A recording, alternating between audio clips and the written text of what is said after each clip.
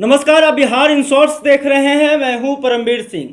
बिहार में शिक्षा व्यवस्था की हालत लगातार खराब होती जा रही है। सरकार भले ही तमाम दावे कर रही हो कि हमने शिक्षा व्यवस्था को तंदुरुस्त कर दिया है, लेकिन ज़मीनी हकीकत कुछ और ही कहानी बता रही है। आज हम बात कर रहे हैं भागलपुर के तिलका मांझी यूनिवर्सिटी की, जहां पर हालत बहुत खराब है। 2020 में जिन छात्रों का नामांकन एमए और बीकॉम में हुआ है, अभी तक उनका एग्ज़ाम नहीं हो पाया है, जिसको लेकर छात्र काफ़ी नाराज हैं। उन्हें कई वर्षों से एग्ज़ाम का इंतज़ार है, लेकिन अभी तक यूनिवर्सिटी प्रशासन के द्वारा एग्ज़ाम को लेकर कोई अपडेट नहीं दिया जा रहा है। छात्र क्या कुछ कह रहे हैं, आप एक बार देख लीजिए। मुख्य परेशानियाँ जो होती है विद्यार्थियों को, वो ये होती है कि विद्यार्थी अपने उम्र के हिसाब से प्रतियोगी परीक्षाओं में शामिल नहीं हो पाते, जिस कारण उन्हें प्रतियोगी परीक्षाओं में बैठने का अवसर नहीं मिलता और वो अपने भविष्य को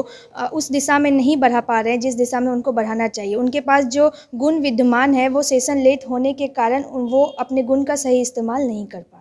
क्या लगता है कि सेशन लेट होने से छात्र छात्राओं के भविष्य पे भी असर पड़ रहा है? जी, इसका बहुत बड़ा असर भविष्य में उनके भविष्य पर पड़ेगा, क्योंकि अगर हम ध्यान से देखें तो कहा जाता है कि सभी चीज़ें एक नियमित समय पर हो तभी वो अच्छी हो सकती है फ्यूचर में जाकर के। इसलिए अगर सेशन को सही तरह से कर दिया जाए तो इनसे स्टूडेंट के फ्यूचर पर भी बहुत अच्छा असर पड़ेगा। लेट होने से विद्यार्थी को तो बहुत तरह की परेशानियाँ होती है। जैसे कि हम लोग का एक नियमित होता है कि 21 से 24 तक का सेशन होता है सर। हम लोग का एक सपना होता है यूपीएससी टॉपर, यूपीएससी के लिए। तो यूपीएससी के लिए सर, तो हम लोग को चाहते हैं कि उसका एक फोकस होता है। सेशन लेट होने के कारण सर बहुत तरह की उसमें परेशानियाँ होती है, जैसे क्वालिफाई नहीं कर पाते हैं। अगर सर हम कहीं एडमिशन लेने के लिए जाते हैं तो सर देखता है कि सेशन लेट है, वहाँ भी सर बहुत ज़्यादा दिक्कत कठिनाई का सामना करना पड़ता है हमको। सेशन लेट होने की वजह से हमें बहुत सारी परेशानियां देखनी पड़ रही है।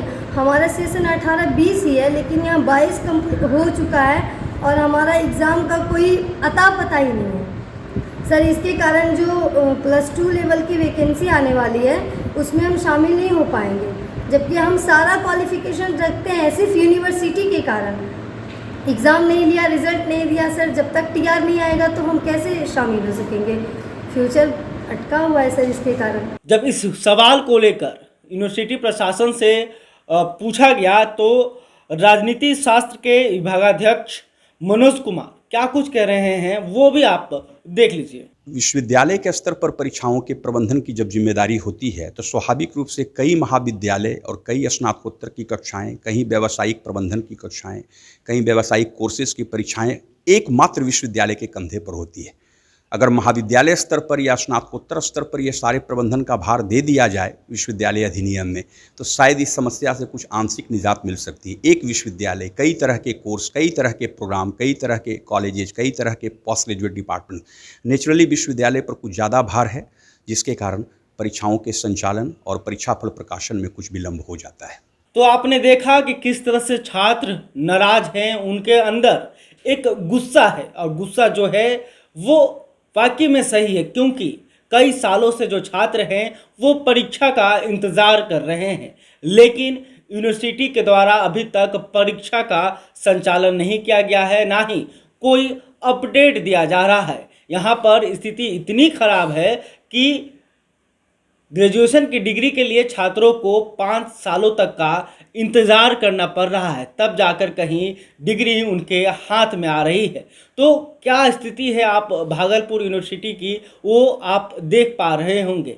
सिर्फ यह भागलपुर यूनिवर्सिटी की बात नहीं है, तमाम तरह की बिहार में जितनी भी यूनिवर्सिटियां हैं उनकी हालत लगभग ऐसा ही है, जहां पर छात्रों को डिग्री के लिए लंबे समय का इंतज़ार करना पड़ रहा है। अभी तक कई ऐसे यूनिवर्सिटी हैं जहां पर एग्ज़ाम का संचालन नहीं हो पाया है। बहरहाल, अभी तक आपने हमारे चैनल को सब्सक्राइब नहीं किया तो तुरंत कर लें, और छात्रों को इस गुस्से को लेकर आप क्या सोचते हैं कमेंट करके बता सकते हैं। ये वीडियो आप फेसबुक पर देख रहे हैं तो हमारे पेज को भी लाइक करें। धन्यवाद।